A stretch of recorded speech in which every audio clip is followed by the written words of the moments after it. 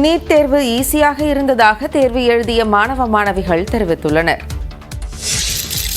இல்ல மாடரேட்டா தான் இருந்துச்சு.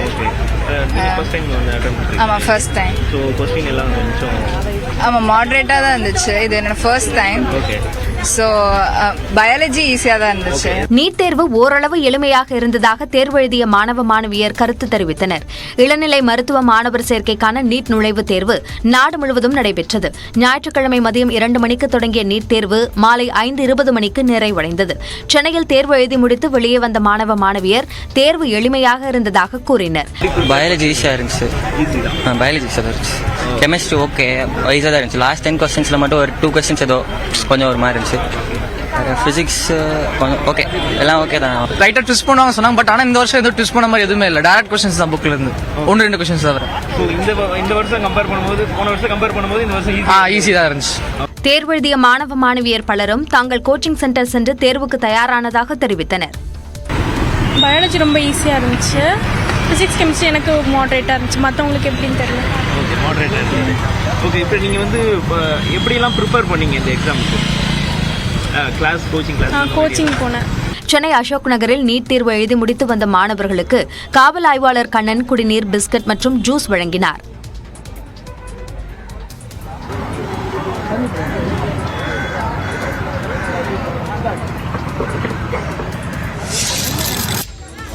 திருப்பூர் மாவட்டத்தில் நீட் தேர்வுக்கு செல்ல முன்பு நீண்ட நேரம் வெயிலில் காத்திருந்த மாணவர் மயங்கி கீழே விழுந்ததால் பரபரப்பு ஏற்பட்டது. இதனைத் தொடர்ந்து முதலுதவி அளிக்கப்பட்டு அருகில் உள்ள மருத்துவமனைக்கு மாணவர் அழைத்துச் செல்லப்பட்டார். பின்னர் கையில் கட்டுடன் மாணவர் தேர்வு எழுதச் சென்றார்.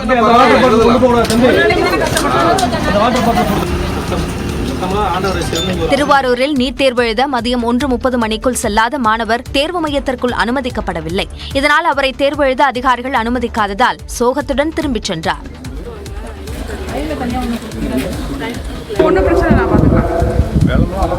மதுரையிலும் அனுமதிக்கப்பட்ட நேரத்தை கடந்து வந்த மாணவருக்கு அனுமதி மறுக்கப்பட்டது. நத்தம் சாலையில் உள்ள தேர்வு மையத்திற்கு பதில் நத்தம் பகுதிக்கு சென்று விட்டதால் தாமதம் என கூறிய போதிலும் அனுமதிக்கப்படவில்லை. கரூரில் கடும் கெடுபிடிகளுக்கு இடையே தேர்வு நடைபெற்றதாக புகார் எழுந்தது. தேர்வர்களின் பெற்றோர்கள் நீண்ட நேரம் காத்திருந்தனர். கோவையில் நீட் தேர்வுக்கு கடைசி நிமிடத்தில் வந்த மாணவருக்கு வாகனத்தில் லிப்ட் கொடுத்து உதவிய நபருக்கு பாராட்டுகள் குவிந்தன. ஒவ்வொரு ஏரியாவில் ஒரு 50 கிலோமீட்டர் 40 கிலோமீட்டர் தாண்டி வராங்க. ஸோ அவங்களுக்கு ஒரு 1 or 2 மினிட்ஸ்ங்கிறது வந்து நீங்கள் அட்லீஸ்ட் கொடுக்கறது ஒன்றும் பெரிய இது இல்லை ஆக்சுவலாக. ஏன்னா எக்ஸாம் 2 o'clock தான் ஸ்டார்ட் ஆகுது. பட் இங்கே 1:30 கரெக்டாக 1:30 1:28 1:27 சேம் டைம் க்ளோஸ் பண்ணிடுறாங்க. தேர்வர்களுக்கு ஓரிரு நிமிடங்கள் அவகாசம் கொடுக்கலாம் என்றும் பலர் கோரிக்கை வைத்தனர். +2 பொதுத் தேர்வு முடிவுகள் இன்று காலை 9:30 மணிக்கு வெளியாகும் நிலையில் அரசு கலை அறிவியல் கல்லூரிகளில் சேர ஆன்லைனில் இன்று முதல் விண்ணப்பிக்கலாம் என அறிவிக்கப்பட்டுள்ளது. தமிழகத்தில் அரசு கலை மற்றும் அறிவியல் கல்லூரிகளில் இளநிலை பட்டப்படிப்பில் சேருவதற்கு மாணவர்கள் விண்ணப்பிக்கலாம் என அறிவிக்கப்பட்டுள்ளது. இது தொடர்பாக கல்லூரி கல்வி இயக்குநர் வெளியிட்டுள்ள அறிக்கையில் தமிழ்நாட்டில் உள்ள அரசு கலை மற்றும் அறிவியல் கல்லூரிகளில் 2024-2025 ஆண்டிற்கான இளநிலை பட்டப்படிப்பு 1ஆம் ஆண்டு மாணவர் சேர்க்கைக்கான விண்ணப்பங்கள் வரவேற்கப்படுவதாக தெரிவிக்கப்பட்டுள்ளது. விண்ணப்பிக்க விரும்புவோர் www.tngasa.in என்ற இணையதள முகவரியில் முன்பதிவு செய்யலாம் என்றும், தாமாக இணையதளம் வாயிலாக விண்ணப்பிக்க இயலாத மாணவர்கள் அரசு கலை மற்றும் அறிவியல் கல்லூரிகளில் உள்ள சேர்க்கை உதவி மையங்கள் மூலமாக விண்ணப்பிக்க வழிவகை செய்யப்பட்டுள்ளதாகவும் குறிப்பிடப்பட்டுள்ளது. விண்ணப்ப கட்டணம் மற்றும் பதிவு கட்டணத்தை விண்ணப்பதாரர்கள் debit card, credit card, net banking, UPI மூலம் ஆன்லைன் வாயிலாக செலுத்தலாம் என்றும், அவ்வாறு இயலாத மாணவர்கள் கல்லூரி சேர்க்கை உதவி மையங்களில் வங்கி வரைவோலை மூலமாகவோ அல்லது நேரடியாகவோ செலுத்தலாம் என்றும் தெரிவிக்கப்பட்டுள்ளது. இதேபோன்று மாணவர் சேர்க்கை வழிகாட்டி மற்றும் கால அட்டவணையை இணையதளம் மூலம் அறிந்து கொள்ளலாம் என்றும் அந்த அறிக்கையில் குறிப்பிடப்பட்டுள்ளது. ஜாபர் சாதிக்கு என்ன செஞ்சாருன்னு தெரியாது. அது அமீர் சொல்றதுல இருக்கிற நியாயத்தை உணரணும்ல. ஒரு முதலாளி படம் எடுக்கிறதுனால நீங்கள் காசு எப்படி சம்பாரிச்சிங்கன்னு கேட்டுக்கிட்டு யாரும் படம் எடுக்கிறதில்ல. நீங்கள் படம் எடுக்க வர்றீங்கன்னா எனக்கு சரி நல்ல ப்ரொடியூசராக நல்லா காசு வச்சுருக்காரு, அது படம் அப்படி தான் எடுப்போமே ஒழிய இந்த காசை எப்படி சம்பாதித்தீர்கள் அது இன்கம் டாக்ஸ் வேலை. இயக்குனர் அமீர் மற்றும் ஜாஃபர் சாதிக் பற்றி தாம்பரம் சானிட்டோரியத்தில் செய்தியாளர்களை சந்தித்த போது நாம் தமிழர் கட்சி தலைமை ஒருங்கிணைப்பாளர் சீமான் பேசிய கருத்துதான் இது.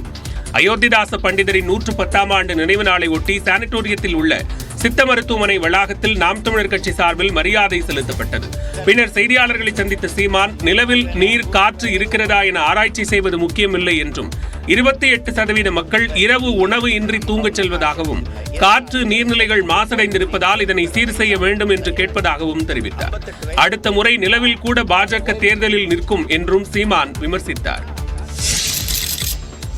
தமிழகத்தில் நிலவும் கோடை வெப்பத்தை சமாளிக்கவும் மலைப்பகுதியில் நிலவும் இதமான காலநிலையை அனுபவிக்கவும் கொடைக்கானல், ஊட்டியில் ஏராளமான சுற்றுலா பயணிகள் குவிந்தனர். கடந்த 2 நாட்களில் 500க்கும் மேற்பட்ட வாகனங்களில் 10,000க்கும் மேற்பட்டோர் கொடைக்கானலுக்கு வந்துள்ளனர். இதனால் மோயர் சதுக்கம், பில்லர் ராக், தூண்பாறை, பைன்மர காடுகள் உள்ளிட்ட பகுதிகளில் மக்கள் கூட்டம் அலைமோதுகிறது. இயற்கை அழகை கண்டு ரசிக்கும் அவர்கள் படகு, சைக்கிள் சவாரி செய்கின்றனர். ரோஜா பூங்காவில் பூத்து குலுங்கும் 1500 வகையிலான மலர்களை ஆர்வத்துடன் கண்டு ரசித்தனர். சென்னை கம்பேர் பண்ணும்போது இங்கே வந்து செம்ம கூலிங்காக இருக்குது. ஃபேமிலியாக வந்து சம்மர் வெக்கேஷன் வந்து என்ஜாய் பண்ணலாம். இங்கே வந்து டிஃப்ரெண்ட் டைப்ஸ் ஆஃப் ஃப்ளவர்ஸ் வந்து இருக்குது. அதே மாதிரி கலர்ஸும் இருக்குது. ரோஸ் வந்து நிறைய கலர்ஸ் இங்கே பார்க்கலாம். நம்ம சென்னையில் வந்து ரொம்ப அதிகமாக நம்ம இந்த அளவுக்கு கலர்ஸ் பார்த்துருக்க மாட்டோம். உதகை அரசு தாவரவியல் பூங்காவில் வரும் 10ஆம் தேதி 126வது மலர் கண்காட்சி தொடங்க உள்ளது. இதற்காக பூங்காவை தயார்படுத்தும் பணி விறுவிறுப்பாக நடைபெற்று வருகிறது.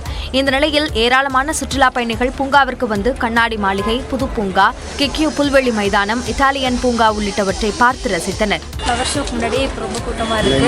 இப்போ கிளைமேட் ரொம்ப சில்லுன்னு இருக்குது. அங்கே கோயம்புத்தூர்லேருந்து வரோம். அங்கே ரொம்ப வெயிலாக இருக்கிறதுனால இங்கே கொஞ்சம் பெட்டராக ஃபீல் பண்ணுறோம். அதிக சுற்றுலா பயணிகளின் வருகையால் உதகையின் பெரும்பாலான சாலைகளில் போக்குவரத்து நெரிசல் ஏற்பட்டுள்ளது.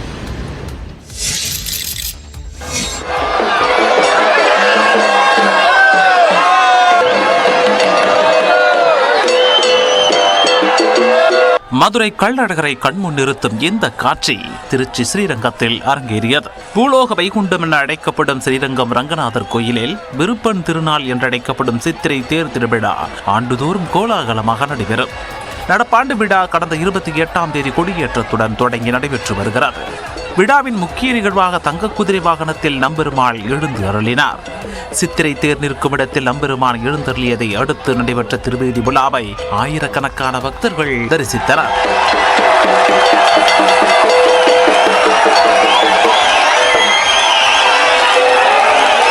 விழாவையொட்டி பலத்த பாதுகாப்பு ஏற்பாடுகளும் செய்யப்பட்டிருந்தன.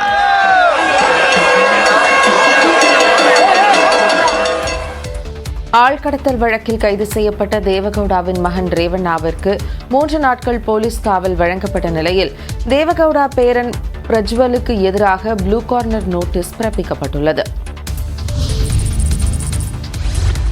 ஆழ்கடத்தல் வழக்கில் கைது செய்யப்பட்ட முன்னாள் பிரதமர் தேவேகவுடாவின் மகன் ரேவண்ணாவை மே 8ஆம் தேதி வரை காவலில் எடுத்து விசாரிக்க சிறப்பு விசாரணை குழுவிற்கு நீதிபதி அனுமதி வழங்கியுள்ளார். ஆபாச வீடியோக்கள் வழக்கில் பிரஜ்வல் வெளிநாட்டிற்கு தப்பி ஓடியிருக்கும் நிலையில் அவரது தந்தையும் கர்நாடக முன்னாள் அமைச்சருமான ரேவண்ணா மீது பாலியல் வன்கொடுமை வழக்கு பதியப்பட்டது. இந்நிலையில் பாலியல் வன்கொடுமை புகார் தெரிவிக்க இருந்த பெண்ணை கடத்தியதாக பதியப்பட்ட வழக்கில் கடந்த சனிக்கிழமையன்று அவரை சிறப்பு விசாரணை குழுவினர் கைது செய்தனர். இந்நிலையில் மருத்துவ பரிசோதனைக்கு பிறகு கோரமங்கலா பகுதியில் நீதிபதி ரவீந்திரகுமார் முன்பு ரேவண்ணா ஆஜர்படுத்தப்பட்டார். ரேவண்ணாவை 1 வாரம் முதல் 15 நாட்கள் வரை காவலில் எடுத்து விசாரிக்க சிறப்பு குழு கோரிக்கை விடுத்த நிலையில் மே 8ஆம் தேதி வரை காவலில் எடுத்து விசாரிக்க நீதிபதி உத்தரவிட்டார். இதனையடுத்து சிறப்பு விசாரணை குழுவினர் ரேவண்ணாவை கஸ்டடியில் எடுத்து விசாரணையை தொடங்கியிருக்கின்றனர். முன்னதாக செய்தியாளர்களிடம் பேசிய அவர், பாலியல் வன்கொடுமை வழக்கில் ஆதாரம் கிடைக்காததால் கைது செய்தே ஆக வேண்டும் என்ற தீய நோக்கத்தோடு ஆழ்கடத்தல் வழக்கை பதிவு செய்திருப்பதாகவும் தனது 40 ஆண்டு கால அரசியலில் இதுபோன்ற பழிவாங்கும் நடவடிக்கையை பார்த்ததில்லை என்றும் குற்றம் சாட்டினார். ஆபாச வீடியோக்கள் தொடர்பான வழக்கில் வெளிநாட்டிற்கு தப்பி ஓடிய எம்பி பிரஜ்வல் ரேவண்ணாவுக்கு எதிராக ப்ளூ கார்னர் நோட்டீஸை சிபிஐ பிறப்பித்தது. முன்னாள் பிரதமர் தேவகவுடாவின் பேரனான எம்பி பிரஜ்வல் பல பெண்களுடன் ஆபாசமாக இருக்கும் வீடியோக்கள் சமூக வலைதளங்களில் வெளியாகி அதிர்வலைகளை ஏற்படுத்தியது. இந்த விவகாரத்தை விசாரிக்க சிறப்பு விசாரணை குழுவை கர்நாடக அரசு அமைத்தது. அதற்கு முன்பே பிரஜ்வல் ஜெர்மனி தப்பிச் சென்று விட்டார். இதனிடையே பிரஜ்வல் மீது 3 வழக்குகள் பதிவு செய்யப்பட்டதை அடுத்து அவருக்கு எதிராக லுக் அவுட் நோட்டீஸ் பிறப்பிக்கப்பட்டது. இந்நிலையில் பிரஜ்வல் மற்றும் ரேவண்ணாவின் பாலியல் வழக்குகள் குறித்து விசாரிக்கும் சிறப்பு விசாரணை குழுவினர் முதலமைச்சர் சித்தராமையாவுடன் சனிக்கிழமையன்று ஆலோசனை நடத்தினர். இதனைத் தொடர்ந்து பிரஜ்வலுக்கு எதிராக ப்ளூ கார்னர் நோட்டீஸ் பிறப்பிக்க சிபிஐயிடம் கோரிக்கை வைக்கப்பட்டது. இதையடுத்து பிரஜ்வல் ரேவண்ணாவை திரும்ப நாட்டிற்கு அழைத்து வர இன்டர்போலின் உதவியை நாடும் ப்ளூ கார்னர் நோட்டீஸ் பிறப்பிக்கப்பட்டுள்ளதாக கர்நாடக உள்துறை அமைச்சர் பரமேஸ்வரா தெரிவித்தார். ப்ளூ கார்னர் நோட்டீஸ் என்பது ஒரு வழக்கில் தேடப்படும் நபர் அல்லது குற்றங்கள் பற்றிய தகவல்களை உலகளவில் பகிர்ந்து கொள்ள சர்வதேச போலீசான இன்டர்போல் பயன்படுத்தும் எச்சரிக்கை அறிவிப்பாகும். பிரஜ்வல் தற்போது எங்கு இருக்கிறார், அவரது நிலை என்ன என்பதை அறிய இன்டர்போல் உதவி புரியும். இதனிடையே பிரஜ்வல் வழக்கில் பாதிக்கப்பட்டவர்கள் சிறப்பு விசாரணை குழுவின் உதவி எண்ணில் அழைத்து தங்கள் புகாரை தெரிவிக்கலாம் என கிருஷ்ணகிரியைச் சேர்ந்த இளைஞர் ஒருவர் போலந்து நாட்டைச் சேர்ந்த இளம்பெண்ணை தமிழ் கலாச்சார முறைப்படி திருமணம் செய்து கொண்டார். கிருஷ்ணகிரி மாவட்டம் குறியனப்பள்ளி கிராமத்தைச் சேர்ந்த திம்மப்பா பத்மம்மா தம்பதியின் மகன் ரமேஷன் போலந்து நாட்டில் முதுகலை பட்டம் படிக்கச் சென்றிருந்தார். முதுகலை பட்டம் முடித்த பின்னர் போலந்தில் உள்ள USA விலானோவா பல்கலைக்கழகத்தில் ஆராய்ச்சித் துறையில் ரமேஷன் பணியாற்றி வந்தார். அப்போது அங்கு முதுநிலை பட்டம் பயின்று வந்த அந்நாட்டைச் சேர்ந்த எவலினா மேத்ரோ என்பவருடன் ரமேஷனுக்கு காதல் மலர்ந்தது. 3 ஆண்டுகளாக இருவரும் காதலித்து வந்த நிலையில் இரு வீட்டாரின் சம்மதத்துடன் ரமேஷன் எவலினாவை தமிழ் கலாச்சார முறைப்படி தனது பெற்றோர் முன்னிலையில் திருமணம் செய்து கொண்டார். இந்திய கலாச்சாரம் மற்றும் உணவு முறை தனக்கு மிகவும் பிடித்துள்ளதாக போலந்தைச் சேர்ந்த எவலினா தெரிவித்துள்ளார். I completed my master's degree in Poland. I met Ramesh in 2020 and we fell in love with each other, so now we decided to get married. I like very much Indian food and Indian culture. Rameshan எவலினா திருமண நிகழ்ச்சியில் உறவினர்கள் மற்றும் கிராம மக்கள் கலந்து கொண்டு மணமக்களை வாழ்த்தினர்.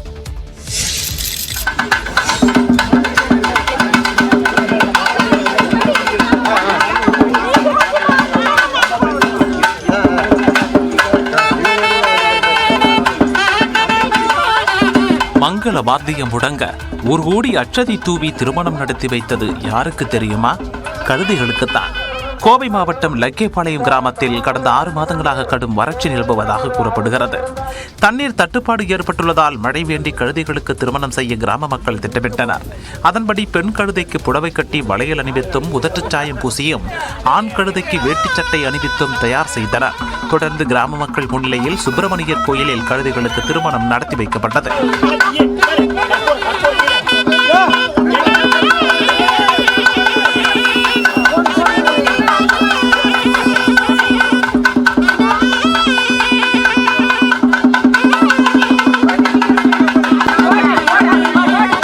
திருமணம் என்ற பிறகு மொய் எழுதாமல் விட்டால் எப்படி என நாற்காலியை போட்டு அமர்ந்து மொய் வசூலும் களை கட்டியது. தொடர்ந்து நிகழ்ச்சியில் பங்கேற்ற அனைவருக்கும் கோடை வெப்பத்தை தணிக்கும் வகையில் கம்மங்கூழ் வழங்கப்பட்டது.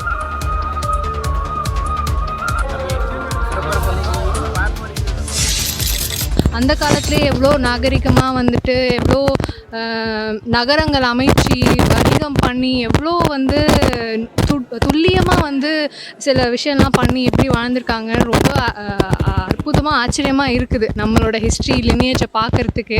சிவகங்கை மாவட்டம் கீழடியில் உள்ள அருங்காட்சியகத்தை பார்வையிட்ட சுற்றுலா பயணி ஆச்சரியத்துடன் தெரிவித்த கருத்துதான் இது.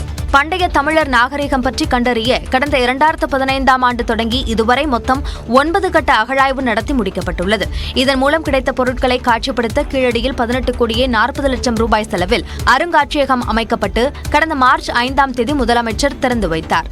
நாள்தோறும் சராசரியாக 2000 பேர் வந்து செல்லும் நிலையில் தற்போது கோடை விடுமுறை காரணமாக இங்கு வரும் மக்களின் எண்ணிக்கை மேலும் அதிகரித்துள்ளது. ஆக்சுவலாக நாங்கள் எக்ஸ்பெக்ட் பண்ணி வந்தப்போ ரொம்ப சின்னதாக இருக்கும், அந்த மாதிரிலாம் தான் எக்ஸ்பெக்ட் பண்ணி வந்தோம்.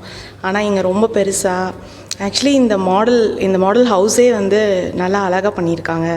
இங்கே வச்சுருக்க எல்லா திங்ஸையும் பார்க்குறப்போ ரொம்ப எக்ஸைட்டிங்காக இருக்குது. லைக் எவ்வளோ சின்ன சின்ன விஷயத்த கூட அவங்க கார்பன் டேட்டிங் பண்ணி எப்படி அவங்க எடுத்து வச்சுருக்காங்கன்னு பார்க்குறப்போ ரொம்ப அழகாக இருக்குது. கொளுத்தும் கோடை வெயிலையும் பொருட்படுத்தாமல் மக்கள் குழந்தைகளுடன் கூட்டம் கூட்டமாக வந்து அருங்காட்சியகத்தை சுற்றி பார்த்து பண்டைய தமிழர்களின் நாகரிகத்தை தெரிந்து கொள்கின்றனர். கோடை வெயில் சுட்டரிக்கும் இந்த கோடை காலத்தில் வாடிக்கையாளர்களை கவரும் வகையில் பெட்ரோல் பங்க் ஒன்றில் நவீன வசதியுடன் குளிரூட்டும் உபகரணம் பொருத்தப்பட்டுள்ளது.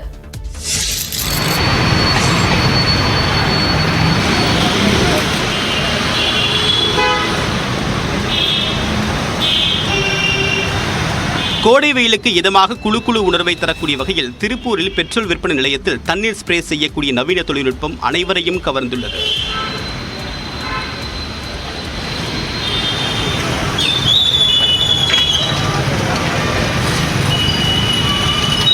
திருப்பூரில் கோடை வெப்பம் உச்சத்தை தொட்டு வரக்கூடிய நிலையில் திருப்பூர் பெரியார் நகர் பகுதியில் உள்ள பெட்ரோல் விற்பனை நிலையத்தில் குழு குழு உணர்வை ஏற்படுத்த புதிய முறை செயல்படுத்தப்பட்டுள்ளது. அதாவது பெட்ரோல் நிலையத்தின் உட்புற தளத்தில் தண்ணீரை ஸ்ப்ரே செய்யக்கூடிய கருவிகள் பொருத்தப்பட்டுள்ளன. பெட்ரோல் நிலையத்தின் உட்புற தளத்தில் இருந்து தண்ணீர் ஸ்ப்ரே செய்யப்படுவதால் ஏசி அறையில் இருப்பது போன்ற உணர்வை கொடுப்பதாக நிர்வாகத்தினர் தெரிவிக்கின்றனர். நல்லா இருக்குதுங்க. கொஞ்சம் பொதுமக்கள் வர்றவங்க போறவங்களுக்கெல்லாம் கொஞ்சம் குழுவிலும் நல்லா இருக்கு. வெயில்ல இருந்து வர்றவங்க கொஞ்சம் சித்த நேரம் நின்றுட்டு போறாங்க எல்லாரும். மினரல் வாட்டரை கொண்டு ஸ்ப்ரே செய்யப்படக்கூடிய இந்த நவீன தொழில்நுட்பம் குறைந்த செலவில் கோடை வெப்பத்தை சமாளிக்க உதவும் வகையில் அமைந்துள்ளது. ஏழை மாணவிகளின் வாழ்க்கையை மேம்படுத்த ஆனந்தம் விழுதுகள் என்ற அமைப்பை தொடங்கியுள்ளதாக ஆனந்தம் அறக்கட்டளை நிறுவனர் செல்வகுமார் தெரிவித்தார். கடந்த 2012ஆம் ஆண்டு முதல் அரசு மற்றும் அரசு உதவி பெறும் பள்ளிகளில் படித்து உயர்கல்வியை தொடர முடியாத ஏழை மாணவர்களுக்கு உயர்கல்வியை வழங்கி வருகிறது ஆனந்தம் அறக்கட்டளை. இதுவரை 820 மாணவர்கள் ஆனந்தம் அறக்கட்டளையின் மூலம் படித்து மருத்துவர், பொறியாளர், வழக்கறிஞராகி இருக்கின்றனர். அதேபோல 450க்கும் மேற்பட்டோர் TCS, CTS, IBM, HCL, L&T போன்ற முன்னணி நிறுவனங்களிலும் பணியாற்றி வருகின்றனர். இந்நிலையில் ஆனந்தம் அறக்கட்டளை அமைப்பின் முன்னாள் மாணவர்களின் சந்திப்பு நிகழ்ச்சி சென்னை எழும்பூர் இத்திராஜ் கல்லூரியில் நடைபெற்றது. இதில் கலந்து கொண்டு பேசிய அதன் நிறுவனர் செல்வகுமார், புதிதாக தொடங்கப்பட்டுள்ள ஆனந்தம் விழுதுகள் அமைப்பின் மூலம் முன்னாள் மாணவர்கள் தாங்கள் படித்த பள்ளிகளுக்கு சென்று ஏழை எளிய மாணவர்களுக்கு உயர்கல்வி ஆலோசனைகள் வழங்குவார்கள் என்றார். ஒவ்வொரு ஆனந்தம் அலுமினியும் தாங்க படிச்ச பள்ளிக்கூடத்துக்கு, அரசு பள்ளிக்கு அங்க இருக்கிற மாணவர்களை வழிகாட்டுவதற்காக போதுமான கைடன்ஸ், அவங்களுக்கான கேரியர் கைடன்ஸ், 7.5% ஒதுக்கீட்டுல அவங்களுக்கு என்ன மாதிரியெல்லாம் வாய்ப்புகள் இருக்கு, பள்ளிகளுக்கு தேவைப்படும் உதவிகளும் ஆனந்தம் அறக்கட்டளையின் மூலம் செயல்படுத்தப்படும் என்றும் செல்வகுமார் தெரிவித்தார்.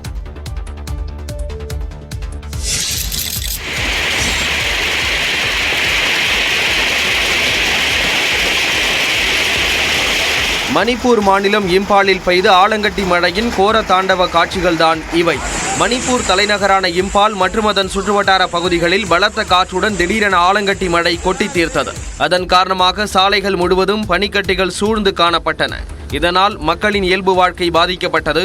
கிரிக்கெட் பந்துகளின் அளவுக்கு ஆலங்கட்டி மழை பொழிந்ததால் சில வீடுகளின் கூரைகள் சேதமடைந்தன.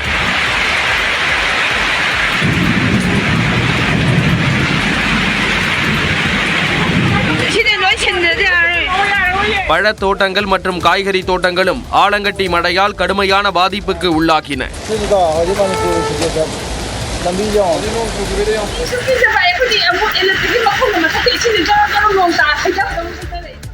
பெண் வீட்டில் சீதனமாக கேட்ட கார் கிடைக்காததால் திருமணத்தை நிறுத்திவிட்டு தலைமறைவான மணமகனை காவல்துறையினர் தேடி வருகின்றனர். உத்தரப்பிரதேசத்தில் பெண் வீட்டார் சீதனமாக வழங்கிய கார் பிடிக்காத காரணத்தால் திருமணத்தை நிறுத்திய மாப்பிள்ளையை போலீசார் தேடி வருகின்றனர். முசாஃபர்பூர் பகுதியைச் சேர்ந்த பெண்ணுக்கும் ஆலம் அமீர் என்பவருக்கும் திருமணம் நிச்சயிக்கப்பட்டதை அடுத்து மாப்பிள்ளை வீட்டார் வரதட்சணையாக ஹூண்டாய் கிரெட்டா ரக காரை கேட்டுள்ளனர். அதற்கு பெண் வீட்டார் ஒப்புக்கொண்ட நிலையில் திருமண ஏற்பாடுகள் தடபுடலாக நடைபெற்றுள்ளது. போதிய பணமில்லாத சூழ்நிலையில் திருமணத்தன்று புதிய மாருதி வேகனார் காரை கொண்டு வந்த பெண் வீட்டார் அதனை மண்டபத்தில் நிறுத்தினர். இதை அறிந்த மணமகன் திடீரென்று திருமணத்தை நிறுத்தியதால் உறவினர்கள் அதிர்ச்சியடைந்தனர். தனக்கு நேர்ந்த கொடுமை குறித்து பாதிக்கப்பட்ட பெண் வீடியோ வெளியிட்டதை அடுத்து ஆலம் அமீர் மீது வழக்கு பதிவு செய்த போலீசார் அவரை தேடி வருகின்றனர். சென்னை சூப்பர் கிங்ஸ் அணியின் வேகப்பந்து வீச்சாளர் மதிஷா பதிரனா தொடையில் ஏற்பட்ட காயம் காரணமாக நடப்பு IPL தொடரிலிருந்து விலகியுள்ளார். சென்னை அணியில் இடம்பெற்றிருந்த இலங்கையைச் சேர்ந்த வேகப்பந்து வீச்சாளர் மதிஷா பதிரனா தொடையில் ஏற்பட்ட காயம் காரணமாக நடப்பு IPL தொடரிலிருந்து விலகியுள்ளார். ஏற்கனவே சென்னை சூப்பர் கிங்ஸ் அணியில் இடம்பெற்றிருந்த வேகப்பந்து வீச்சாளர் தீபக் சகர் காயம் காரணமாக விலகியுள்ளார். இதேபோல CSK அணியின் நட்சத்திர பவுலரான வங்கதேசத்தைச் சேர்ந்த முஸ்தபிசூர் ரஹ்மான் ஜிம்பாப்வே அணிக்கு எதிரான தொடரில் பங்கேற்பதற்காக ஏற்கனவே நாடு திரும்பிவிட்டார். நட்சத்திர பந்து வீச்சாளர்கள் அடுத்தடுத்து விலகியதன் காரணமாக சென்னை சூப்பர் கிங்ஸ் அணிக்கு பின்னடைவு ஏற்பட்டுள்ளதால் CSK ரசிகர்கள் சோகத்தில் ஆழ்ந்துள்ளனர். பாகிஸ்தான் ஆக்கிரமிப்பு காஷ்மீர் இந்தியாவின் ஓர் அங்கம்தான் என்று வெளியுறவுத்துறை அமைச்சர் ஜெய்சங்கர் தெரிவித்துள்ளார். ஒடிசா மாநிலம் கட்டாக்கில் பேசிய ஜெய்சங்கர், பாகிஸ்தான் ஆக்கிரமிப்பு காஷ்மீர் இந்தியாவிற்கு சொந்தமில்லை என்று மறக்கடிக்கப்பட்டுள்ளதாகவும் தற்போதுதான் அது இந்தியாவின் ஒரு பகுதி என்பது பலருக்கு நினைவுக்கு வருவதாகவும் ஜெய்சங்கர் விளக்கமளித்தார். இந்திய நாடாளுமன்றத்தில் தீர்மானம் உள்ளதாகவும் அதில் அந்த பகுதி இந்தியாவின் அங்கம்தான் என்று கூறப்பட்டுள்ளதாகவும் ஜெய்சங்கர் கூறினார். ஜம்மு காஷ்மீரில் 370வது சிறப்பு சட்டம் முன்பே ரத்து செய்யப்பட்டிருக்க வேண்டும் என்ற அவர், 370வது சிறப்பு சட்டம் அமலில் இருந்தவரை வன்முறை, பிரிவினை உள்ளிட்ட பிரச்சினைகள் எழுந்ததாகவும் கூறினார். நீண்ட காலமாக அரசியல் உள்நோக்கத்துடன் 370வது சிறப்பு சட்டம் ரத்து செய்யப்படாமல் இருந்ததாகவும் ஜெய்சங்கர் குறிப்பிட்டார். இத்துடன் சூப்பர் 30 நிறைவு பெறுகிறது.